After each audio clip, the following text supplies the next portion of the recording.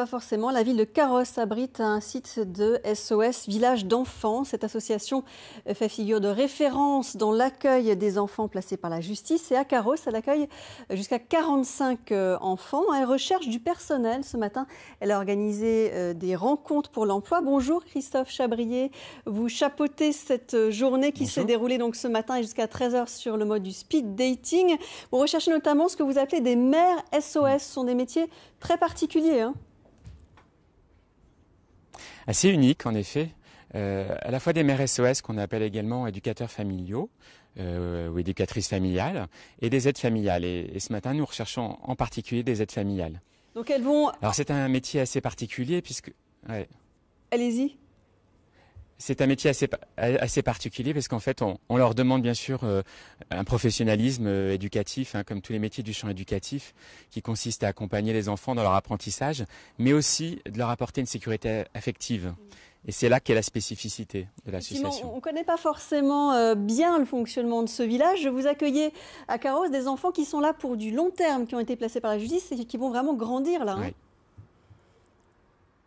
Exactement. Alors évidemment, tout ça fonctionne sur des hypothèses de placement, sur la base d'une décision du juge des enfants.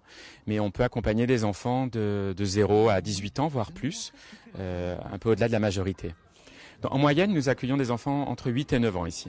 Alors, votre association SOS Village d'enfants forme ses propres éducateurs. Ça veut dire que peut-être les formations qui existent aujourd'hui en France d'éducateurs sont insuffisantes en nombre ou pas forcément adaptées ? Elles sont adaptées, elles existent, elles évoluent. Cette dimension justement de l'attachement, de la nécessité incontournable pour un enfant de pouvoir s'attacher à une personne référente également dans le champ professionnel est quelque chose qui se développe de plus en plus, y compris dans les formations reconnues et diplômantes. Simplement, nous avons mis en place une formation complémentaire pour bien s'approprier notre projet associatif avec des axes forts, puisque SOS Village d'enfants forme nos professionnels et d'autres professionnels à la question des droits de l'enfant au quotidien. Donc c'est comment au quotidien respecter les droits de l'enfant et être dans une pratique bien traitante en intégrant cette dimension affective.